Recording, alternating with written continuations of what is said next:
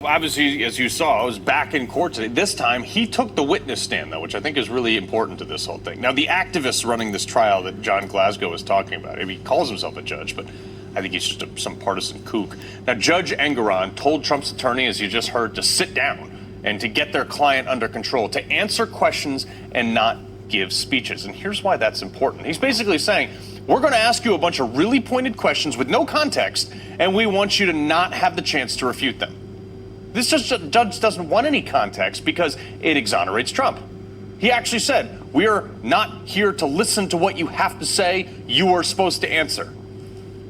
No doubt, a lot of the questions were the typical gotcha questions. The ones with like no right answer, like, did you stop beating your wife this week? Those type of stupid questions.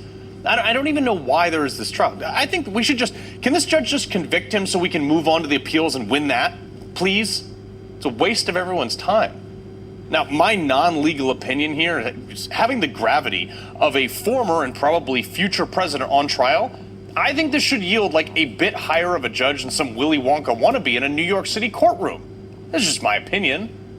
But the gag orders, they're a perfect example of how crazy this whole thing is. Again, they are prosecuting him for a crime in which the would-be victims have testified that they're not harmed. And Letitia James, she doesn't have to be there, by the way, but loves to make this her star moment every time she just rushes out to the microphones right after the trial. They know they have no case on any of these charges. Why do you think this judge is taking away his legal ability to speak out outside the courtroom? This is what our court system is for. You can't file bar complaints against attorneys or whatever else they can come up with to shut them down, to try to get them to not represent their client. These liberals, Letitia James, this judge, they think their side is so star-spangled virtuous that they can violate every norm, every legal standard, every modicum of decency because the ends somehow justify the means. It's garbage. They are terrified of Trump winning a second term, which is all that these prosecutions are trying to do. And they're helping, ironically enough. You saw he's ahead in all but one of the swing states. This was the cover of the Washington Post yesterday. Quote, Donald Trump and his allies have begun mapping out specific plans for using the federal government to punish critics and opponents should he win a second term. Oh, weird. Like the left has done against Trump for the last 8 years? You know what? Cleared hot, buddy. Donald Trump, go get him as far as I'm concerned.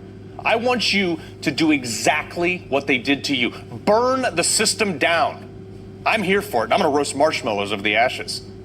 What we're seeing now with these Hamas protests is the next BLM, and they're using it to move the narrative down the line against Trump. Only worse, because they're justice of these Hamas terrorist groups, not a bunch of noise with some grifters buying mansions at the top of the pyramid. These people, who the Democratic Party is empowering, by the way, they want death for people who don't share their way of life. And if you think you're going to have the Gays for Palestine thing, that's not going to buy you any virtue. These purple-haired gender studies majors are like clapping along with banners like I just told you about, thinking that they're somehow going to be spared from any fate should Hamas rise up here in America. Hezbollah just declared war on America, too. These historically illiterate wokies, they break everything down into oppressed and oppressor. And they get to decide who is who based on whether or not they agree with them for whatever the issue or outrage of the day is. They want to tear everything down, yet they refuse to build anything. I don't think they can build anything. It's like a perpetual manufactured outrage because they have it so good, they don't even know what real actual problems are. They've never missed a meal. I say to these people, like, you don't like it? There's the door. You think Palestine is so great? Iran, China? These people are chanting death to America. Go over there. See how that works out. There's the door. Don't stay here. We don't want you anyway. I'm sick and tired of it. Pack up your hemp bag with all the vegetables you need for your journey, get on your eco-friendly yacht with solar panels and Greta Thunberg, and leave. This is not what I fought for. This is not what my friends came home in bags for, so some 19-year-old Ivy League freshman can scream in some cop's face about a system that has given them every single opportunity to be a fool. And man, they have seized it. These people will scream about abuse of freedoms protected by a flag that is draped over heroes' coffins with no remorse. The same flag that these radical lunatics will burn in the street while claiming hate crimes about their pronouns on college campuses. I am sick and tired of it. And most of America is, quite frankly, too. Actually, everybody I talk to. I love this country too damn much to let these people tear it down. I'm not alone. There's going to be a breaking point. And I say this not as an advocate for disorder, but rather as a warning for reality. Look, good order and discipline, I've said before, is only maintained so long as enough people have more to lose than gain from rising up. It's cold.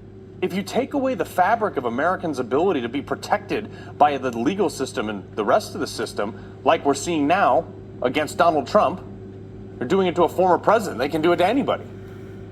If you do that, enough people will cause a really big problem. Again, not advocating for it, it's just a reality. Look, case in point, however misguided and stupid the BLM protests were, it was a bunch of people convinced that a system didn't work for them. So, they burnt down $2 billion of our cities, and that was just a few thousand people. Imagine when half of America feels that way. We're getting there really fast, on both sides. Look, no one wants that, but it's going to happen if we don't change course. It's just the reality of history.